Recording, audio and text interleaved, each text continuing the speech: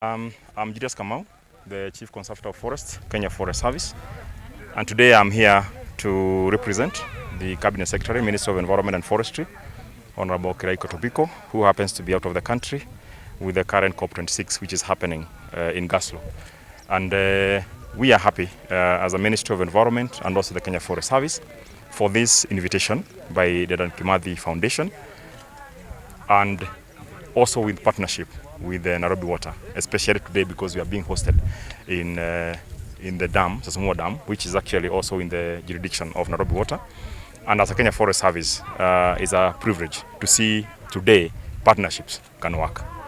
And one of the things that we are happy of is the commitment that the foundation has given. I'm aware they have committed to plant 30 million tree seedlings within a period of 2 years.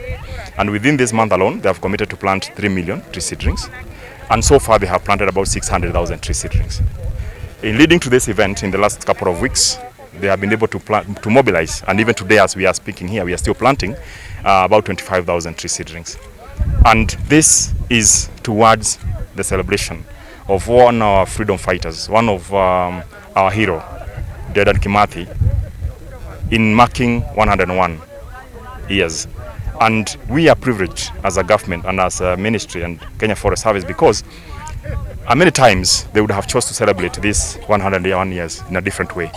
But in their own recollection and their own collective decision, they did decide that they want to plant and mark this wonderful milestone and day by planting trees.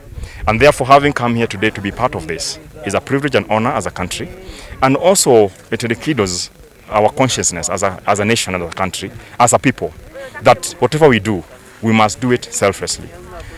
Dedan Kimathi was a freedom fighter. He paid by his dear life to set us free. Therefore, it's a huge, huge sacrifice. And to see that we have today many partners, and including, and more importantly, the youth. We have seen also the secondary school students and also people from various schools. It is a question of us passing this wonderful message to the future generation who will come and protect this environment. Dedan Kimathi himself paid an ultimate price, and he did it not so because of his own personal gains, neither for the family gain, but he did it for the country. We are also being challenged today. As we do whatever we must do, we must not do it for ourselves. We must do it for the future generations. As someone said, I am very sure the trees that we have planted here, some of us may never enjoy their shade. But we know our children will come and enjoy that shade. They will come and enjoy the fruit.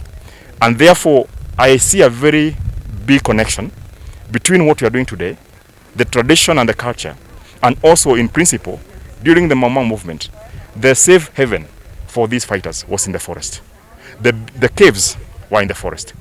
And therefore, if we have to celebrate and mark this day, it is good to go back to where we started from and reconnect ourselves with our tradition, so that also, as we continue to conserve environment, it may not necessarily be that we are protecting that tree because the law says so, but actually our individual conscience must tell us that we must grow a tree, we must protect it, not for our own good only, but for the good of this country.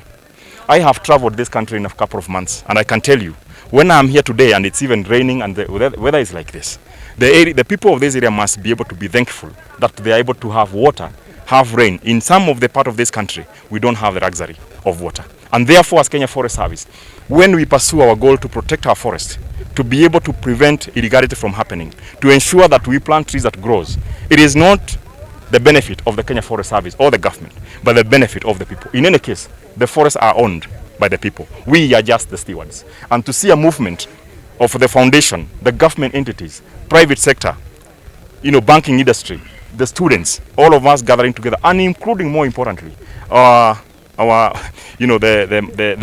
remnants of the Mau Mau today, and to see them, it is a wonderful. So we are bringing the generations, across generation, together and come back to where we should be able to start off. And therefore, as a KFS, we continue not only in this place, we have continued to do a lot of things in the last couple of 3 years. We have been able to reclaim some areas in our forest that were in wrong hands. Talk about Masai Mau, we were able to reclaim about 14,400 hectares. We went to Kirisia Forest, that is in Samburu. We were able to reclaim another 30,000 hectares. We were in Chapter East, that is Mount Elgon. We have reclaimed another 7,000 hectares.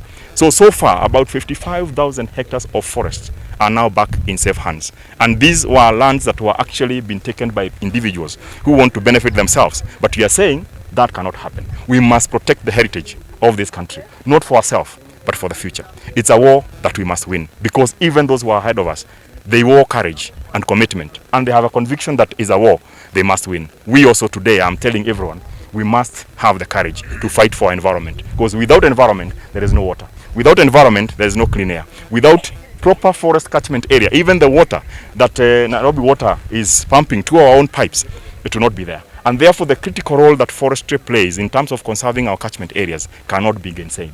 It is something that we do, and as KFS and the ministry, we are doing what is a divine call.